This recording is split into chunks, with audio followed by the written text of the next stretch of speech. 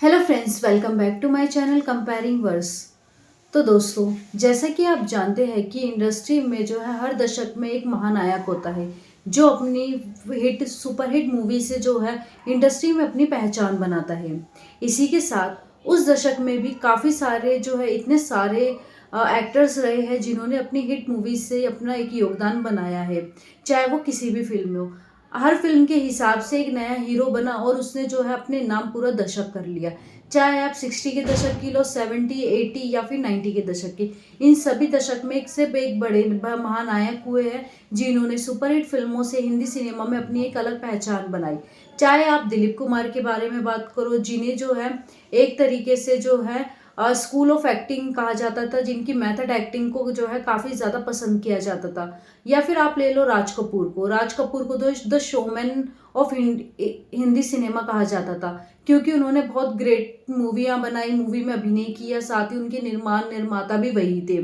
दूसरी अगर हम बात करें राजेश खन्ना की, तो राजेश खन्ना को हिंदी सिनेमा का पहला सुपरस्टार कहा जाता है, क्योंकि उन्होंने बैक टू बैक कई सुपरहिट फिल्में दी थी। अगर हम आगे और बढ़े तो हम देखते हैं कि राजेंद्र कुमार जैसे एक्टर भी रहे हैं जिन्होंने जुबली हिट फिल्मों से अपना एक हिंदी सिनेमा में अपनी एक अलग पहचान बनाई। उनकी फिल्में जो है 25-25 हफ्तों तक सिनेमा घरों पे लगी रहती थी, जिसकी वजह से उन्हें जो है जुबली कुमार का टाइटल हिंदी सिनेमा में दिया गया। आगे हम बात करें राज कपूर, देव आनंद जैसे एक्टर्स की, तो जिन्होंने अपनी बेहतरीन एक्टिंग और अपनी जो है एक अलग पर्सनालिटी से अपनी हिंदी सिनेमा में अपनी अलग पहचान बनाई। फिर अगर हम आगे बढ़े तो शशि कपूर जैसे या फिर शम्मी कपूर जैसे बड़े एक्टर्स भी शामिल हैं। शम्मी कपूर एक ऐसे एक्टर रहे हैं जिन्होंने अपनी डांसिंग से जो है अपना एक अलग पहचान बनाई। उनकी डांसिंग जो स्टेप्स है वो इतने ज़्यादा यूनिक होते थे उस समय कि उनको वो एक पहले एक्टर थे जिन्होंने अपने पूरे करियर में जो है किसी भी कोरियोग्राफर की उनको नीड ही नहीं पड़ी, क्योंकि अपने जितने भी वो स्टेप्स बनाते थे वो खुद ही बनाना ज़्यादा पसंद करते थे। शशि कपूर, अमिताभ बच्चन जिनको एंग्री यंग मैन के नाम से जाना जाता था, वो काफ़ी ज़्यादा भी फेमस हुए। मतलब कि हर दशक के हिसाब से बड़ा सा बड़ा एक्टर होता है जो अपनी एक अलग पहचान छोड़ता है। तो दोस्तों, हम बात करने वाले उस दशक के दो बड़े जो है हिंदी सिनेमा के महानायक के बारे में। इन दोनों का योगदान जो है हिंदी सिनेमा में भले ही बहुत अलग रहा हो, लेकिन इन्होंने अपनी एक अलग सुपरहिट फिल्मों से एक अपनी अलग पहचान और अपना एक अलग मुकाम हासिल करा है। एक तरफ हम बात कर रहे हैं दिलीप कुमार के बारे में। दिलीप कुमार को बहुत ही ज़्यादा जो है मेथड एक्टिंग का स्टार कहा जाता था। उनकी जिस तरीके की एक्टिंग बारीकियां उनकी फिल्मों में देखने के लिए मिली, वो उस समय तक किसी भी फिल्मों में नहीं देखी गई थी। इसी वजह से वो उस समय जो है एक साथ एक ही फिल्मों को करना ज़्यादा भी पसंद किया करते थे। दूसरी ओर अगर हम बात करें दूसरे एक्टर, यानी कि हम बात कर रहे हैं मनोज कुमार की। जी हाँ दोस्तों, मनोज कुमार एक ऐसे एक्टर रहे जिन्होंने हिंदी सिनेमा में ज़्यादातर देशभक्ति जैसे विषयों पर फिल्में बनाई है, जिनके लिए उन्हें भारत कुमार के नाम से जो है हिंदी सिनेमा में पहचान दी गई। तो चलिए दोस्तों, इन्हीं दो एक्टर्स के बारे में आज हम बात करेंगे। इनके फिल्मी करियर से लेके इनके जो है पुरस्कार, इनकी हिट फिल्मों तक के बारे में आज हम आपको बताएंगे।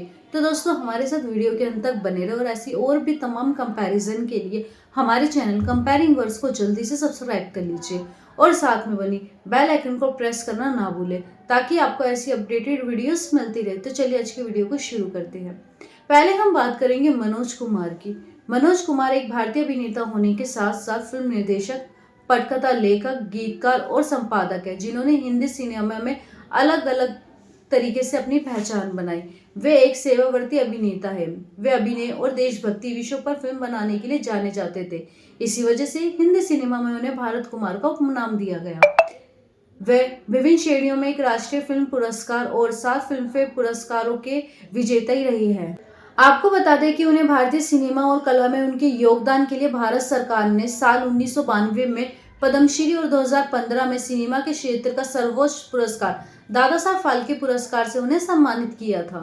मनोज कुमार के शुरुआती दिनों के बारे में अगर बात करें तो कुमार का जन्म ब्रिटिश भारत यानी कि पाकिस्तान के उत्तर पश्चिमी सीमांत प्रांत के एक शहर अब्टाबाद में एक पंजाबी हिंदू ब्राह्मण परिवार में हुआ था। उनका जन्म का नाम हरिकृष्ण गिरी गोस्वामी है। जब वे 10 वर्ष के थे तो उनका परिवार विभाजन के कारण जनियाला शेर खान से दिल्ली आ गया। फिल्मों में अपनी किस्मत आजमाने के लिए पहले जो है कुमार ने हिंदू कॉलेज से कला स्नातक की डिग्री हासिल करी। फिर जब वो छोटे थे तो वह अभिनेता दिलीप कुमार, अशोक कुमार और कामिनी कौशल की प्रशंसा किया करते थे। और उन्होंने शबनम में दिलीप कुमार के किरदार के आधार पर अपना नाम मनोज कुमार रखने का फैसला किया। दोस्तों आपको बता दें कि साल 1957 की आई फिल्म फैशन से जो है मनोज कुमार ने अपने हिंदी करियर की शुरुआत करी, लेकिन वो फिल्म जो है ज्यादा चर्चित नहीं रही। बाद में सहारा, चांद और हनीमून जैसी फिल्मों में जो है भूलने योग्य भूमिकाएं करने के बाद उन्होंने कांच की गुड़िया में अपनी पहली प्रमुख भूमिकाएं निभाई। फिल्म कांच की गुड़िया से उनको अपनी पहली पहचान मिल गई। अब इसके बाद पिया मिलन की आस, सुहाग सिंदूर, रेशमी रुमाल आई, लेकिन इनमें से अधिकांश बिना किसी निशान के डूब गई, यानी कि ये सारी जो है इतनी ज्यादा पॉपुलर नहीं रही। पहली बड़ी व्यावसायिक सफलता साल 1962 में विजय भट्ट की हरियाली और रास्ता में माला सिंह के साथ हुई। उनकी हरियाली और रास्ता की सफलता के बाद उन्हें शादी, डॉक्टर विद्या और गृहस्थी आई, जिनमें से तीनों ने बॉक्स ऑफिस पे बहुत ही अच्छा प्रदर्शन किया और उनको अपनी अपनी धीरे धीरे पहचान मिलती गई। ये वो फिल्में थी जिनमें वो जो है एक छोटे मोटे किरदार में नजर आए, लेकिन मुख्य भूमिका के रूप में उनको अपनी बड़ी सफलता 1964 में राज खोसला की रहस्य थ्रिलर वे कौन थी से मिली। फिल्म सुपरहिट साबित हुई, जिसका श्रेय इसकी दमदार पटकथा और मदन मोहन द्वारा रचित मधुर गीतों को दिया गया, जैसे कि लग जा गले और नैन बरसे रिमझिम दोनों ही लता मंगेशकर द्वारा गाए गए गीत थे। साल 1965 में कुमार के लिए एक बड़ा साल साबित हुआ, क्योंकि इसने उनके स्टारडम की ओर बढ़ने की शुरुआत हुई। उनकी पहली रिलीज देशभक्ति ड्रामा शहीद थी, जो स्वतंत्रता क्रांतिकारी भगत सिंह के जीवन पर आधारित थी। इन्हें आलोचकों के साथ साथ भारत के तत्कालीन प्रधानमंत्री लाल बहादुर शास्त्री से भी बहुत ही ज्यादा जो है सकारात्मक प्रतिक्रियाएं मिली और ये बॉक्स ऑफिस पर बहुत ही ज्यादा हिट रही। इसके बाद उनकी रोमांटिक ड्रामा हिमालय की गोद में आई, जो एक ब्लॉकबस्टर थी, जिसमें उन्हें एक बैकबल स्टार बना दिया। इसी साल के अंत से पहले उन्होंने मिस्ट्री थ्रिलर गुमनाम के साथ एक और बड़ी हिट अपने नाम कर ली। सफलता का सिलसिला साल 1966 में भी जारी रहा, जब उन्होंने आशा पारेख के साथ दो बदन के लिए खोसला के साथ फिर से काम किया। इस फिल्म में खोसला के निर्देशन, कुमार के प्रदर्शन और गीतकार शकील बयादुनी द्वारा लिखे गए गीतों के लिए इस फिल्म को याद किया जाता है, जिसमें मोहम्मद रफी द्वारा गाया गया गीत रहा गंडिशों में और लता मंगेशकर द्वारा गाया गया गीत लो आ गई उनकी याद भी शामिल है। उसी वर्ष उन्होंने शक्ति सामंत की सावन की घाट में शर्मिला टैगोर के साथ काम किया और ये फिल्म भी उस साल की हिट फिल्मों में शामिल हो गई। आपको बता दें कि भारत पाकिस्तान के उस समय युद्ध के बाद प्रधानमंत्री लाल बहादुर शास्त्री ने उन्हें लोकप्रिय नारे जय जवान जय किसान पर आधारित एक फिल्म बनाने के लिए कहा। इसका परिणाम उनके निर्देशन की पहली फिल्म से था। देशभक्ति नाटक उपकार यह आलोचकों की प्रशंसा के साथ खुला और ये उस वर्ष की बॉक्स ऑफिस पे चार्ट में शीर्ष स्थान पर रहा। अंत में एक ऑल टाइम ब्लॉकबस्टर ये फिल्म बन गई। इसका संगीत साल 1960 के दशक का छठा सबसे अधिक बिकने वाला हिंदी एल्बम बन गया और उस फिल्म के गाने मेरे देश की धरती आज भी गणतंत्र दिवस और स्वतंत्रता दिवस के समारोह के दौरान बजाए जाते हैं। फिल्म ने कुमार को दूसरी सर्वश्रेष्ठ फीचर फिल्म के लिए राष्ट्रीय फिल्म पुरस्कार और साथ ही उनका पहला फिल्म फेयर सर्वश्रेष्ठ निर्देशक पुरस्कार भी जितवा दिया। उनकी अगली रिलीज पत्थर के सनम भी बहुत बड़ी हिट रही, लेकिन साधना के साथ अनीता फ्लॉप रही। साल 1967 में उन्होंने नीलकमल में राजकुमार और वहीदा रहमान के साथ अभिनय किया। उसी वर्ष उन्होंने आदमी के लिए रहमान के साथ फिर से काम किया, जिसमें दिलीप कुमार भी मुख्य भूमिका में थे। नीलकमल बॉक्स ऑफिस पर एक ब्लॉकबस्टर साबित हुई, जो साल 1967 की तीसरी सबसे ज्यादा कमाई करने वाली फिल्म बन गई और आदमी ने भी ठीक ठाक कारोबार किया और उनके रन के अंत तक इसे सेमी हिट फिल्म को घोषित कर दिया गया। फिर साल 1959 में राजेश खन्ना का दौर चलने लगा, जिन्होंने आराधना और दो रास्ते में बैक टू बैक ब्लॉकबस्टर के साथ जो है एक अलग अपना दौर चला दिया। उनके उद्यान से कई सुसाहित कलाकारों का करियर डूबने लगा, लेकिन कुमार और धर्मेंद्र राजेश खन्ना उन्माद से अप्रभावित रहे और व्यावसायिक रूप पे ये ज्यादातर सफल फिल्में देते रहे।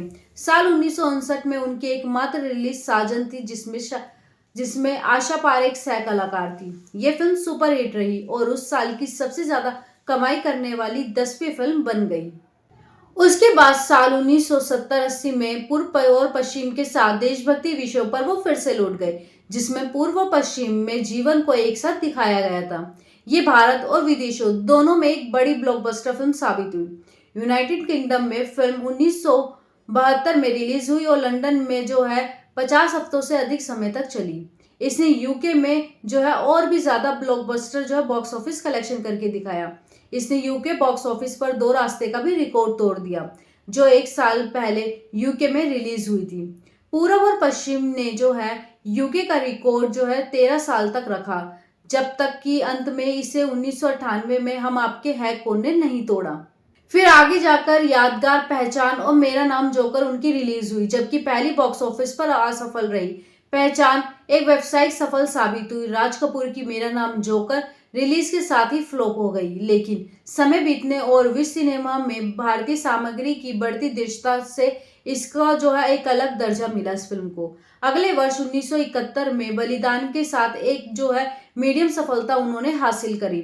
उन्होंने सोहन लाल कंवर की बेईमान में अभिनय किया और शोर का निर्देशन और अभिनय दोनों किया। आपको बता दूं कि बेईमान फिल्म उनकी ब्लॉकबस्टर रही, जो नंदा के साथ थी, और इसे आलोचकों से भी काफी ज्यादा अच्छा रिस्पॉन्स भी मिला।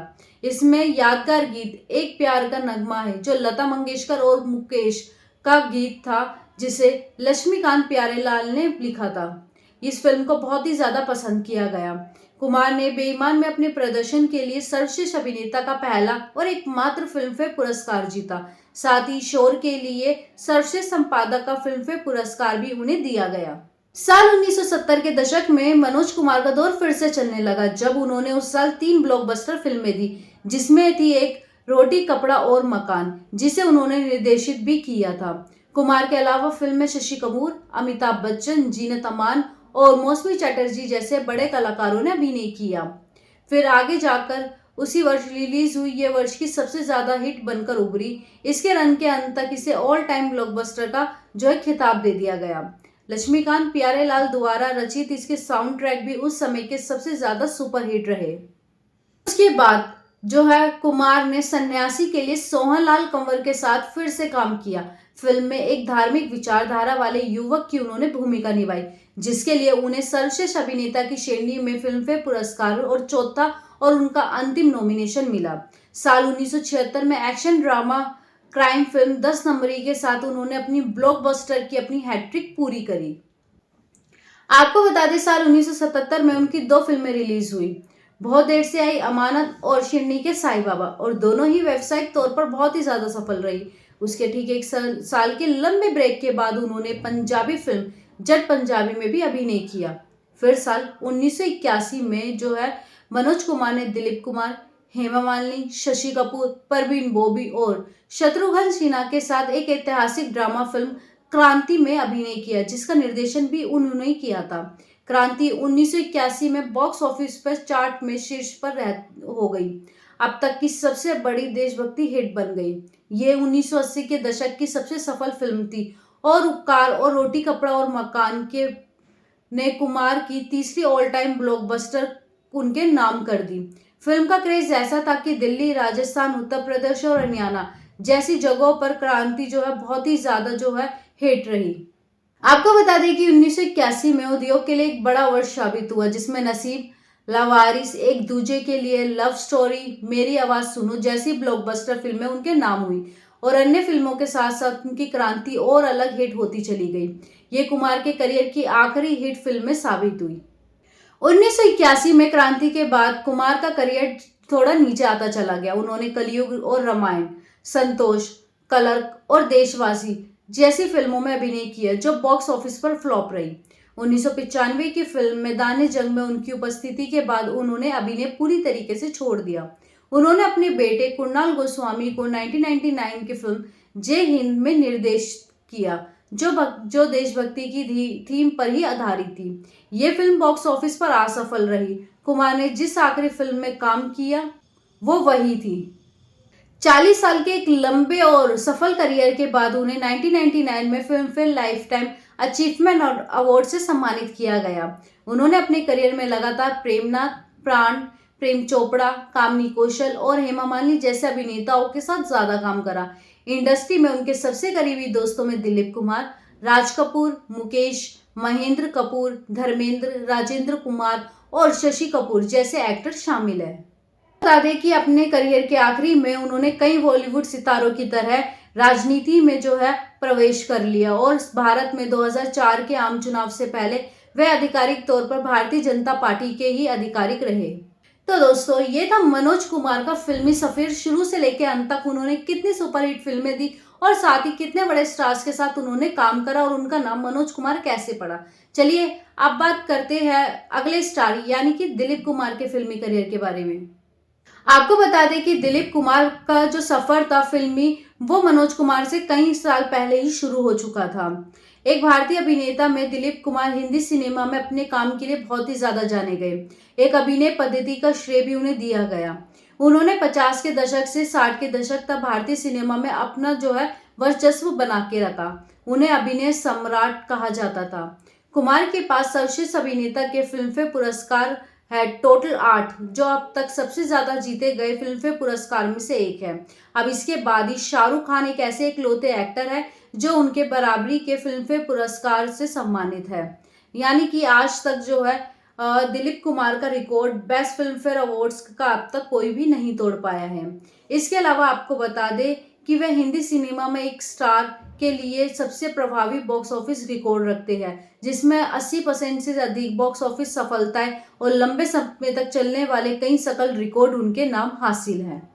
आज के बड़े बड़े से बड़े एक्टर भी उन्हें अपना जो है गुरु मानते हैं, क्योंकि उन्होंने खुद उनकी फिल्मों से उनके अभिनय से जो है अपने हिंदी सिनेमा की शुरुआत करी, जिनमें से एक थे मनोज कुमार, जिसके बारे में हमने अभी आपको बताया। आपको बता दें कि दिलीप कुमार ने जो है अपने जन्म से भी कभी अभिनय नहीं किया था। उन्होंने साल 1944 में ज्वारभाटा में दिलीप कुमार के नाम से स्टेज पर अपनी पहली शुरुआत करी। अपनी आत्मकथा Dilip Kumar the substance and the shadow में उन्होंने काफी ज्यादा चीजों के बारे में लिखा। उन्होंने ये भी बताया कि देविका रानी का सुझाव था कि वो ज्वारभाटा की निर्माता में से एक थी। 1970 में एक साक्षात्कार में उन्होंने कहा कि वे अपने पिता के डर से अपनाया, जिन्होंने उस समय सिनेमा के सामान्य खराब छवि के कारण उनके अभिनय पर कभी उनको मंजूरी नहीं दी। इसी तरीके से साल 1944 की ज्वारभाटा जो है दिलीप कुमार की पहली फिल्म थी। 2 असफल फिल्मों के बाद उनको उनकी चौथी फिल्म मिली जुगनू, जिसमें उन्होंने नूरजहां के साथ अभिनय किया और ये बॉक्स ऑफिस पर पहली हिट फिल्म बन गई। उनकी अगली बड़ी हिट फिल्म 1948 की फिल्म शहीद और मेला थी। जुगनू और शहीद दोनों ही रिलीज के अपने अपने साल की सबसे ज्यादा कमाई करने वाली हिंदी फिल्म बन गई। उन्होंने साल 1949 में महबूब खान की फिल्म अंदाज में एक अभिनेता के रूप में सफलता हासिल करी, जिसमें उन्होंने राज कपूर और नरगिस के साथ अभिनय किया। अपनी रिलीज के समय अंदाज अब तक की सबसे ज्यादा कमाई करने वाली भारतीय फिल्म थी, जब तक उसी साल कपूर की बरसात ने इसका रिकॉर्ड नहीं तोड़ दिया। शबनम भी एक और बॉक्स ऑफिस पर हिट रही, जो साल 1949 में रिलीज हुई थी। आपको बता दें साल 1950 का दशक जो है दिलीप कुमार का सबसे सफल दशक था, जिसमें उन्होंने कई बॉक्स ऑफिस हिट फिल्में दी, जिसमें उन्होंने प्रमुख भूमिकाएं निभाई और वो फिल्में थी जोगन, बाबुल, दीदार, तराना, दाग, आन, उड़न खटोला, इंसानियत, देवदास, नया दौर, यहूदी, मधुमती और पैगाम। उन्होंने उस समय की सभी शीर्ष अभिनेत्रियों के साथ ऑन स्क्रीन जोड़ी बनाई, जिनमें वैजंती माला, मधुबाला, नरगिस, निम्मी, मीना कुमारी और कामनी कौशल जैसी एक्ट्रेस शामिल थी। साथ ही जो है राज कपूर और देवानंद के साथ उनकी जो है तिगड़ी को काफी ज्यादा फिल्मों में पसंद किया गया, लेकिन हालांकि वो कभी एक साथ किसी भी फिल्म में नजर नहीं आए। लेकिन कुमार ने राज कपूर के साथ अंदाज और देवानंद के साथ इंसानियत जैसी फिल्में करी, लेकिन तीनों को कभी एक ही फिल्म में काम करने का मौका नहीं मिला। लेकिन तीनों की दोस्ती को उस समय इंडस्ट्री में जो है काफी ज्यादा पसंद किया जाता था। उनकी कई फिल्मों में उनकी स्क्रीन छवि ट्रेजेडी किंग के रूप में स्थापित हुई, जिसमें उन्होंने दुखद भूमिकाओं के साथ जो है कुछ समय के लिए काफी सारे ऐसे किरदार निभाए। महमूद खान की साल आई फिल्म आन में उन्होंने अपनी पहली हल्की फुल्की भूमिकाओं में से एक में अभिनय किया और ये टेक्निकर में शूट की गई पहली फिल्म थी। आन पहली भारतीय फिल्म थी जिसने लंदन में भव्य प्रीमियर के साथ पूरे यूरोप में व्यापक तौर पर रिलीज हुई थी। यान उस समय की घरेलू और विदेशों में सबसे ज्यादा कमाई करने वाली भारतीय फिल्म में से एक थी। हिट कॉमेडी आजाद भी उनमें से एक शामिल थी। आगे चल के जो है दिलीप कुमार ने कई सुपरहिट फिल्में दी। उसके बाद उनका दौर जो है धीरे धीरे ऊपर चलता चला गया।